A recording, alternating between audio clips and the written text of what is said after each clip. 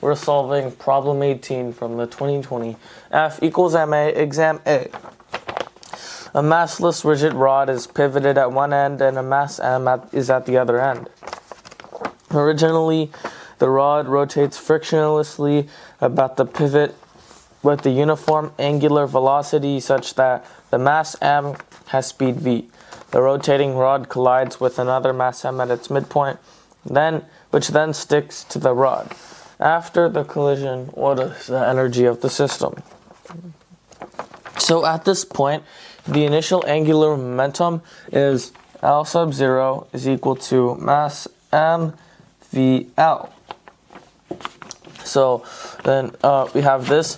Then we can get that the inertia at this point is equal to ml squared plus ml over 2 squared, which is 5/4 ml squared.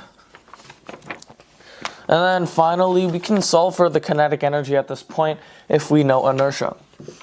So then kinetic energy is 1/2 inertia omega squared, which is the angular frequency, and then this is equal to m squared v squared L squared, all divided by 2 times 4 over 5 ml squared.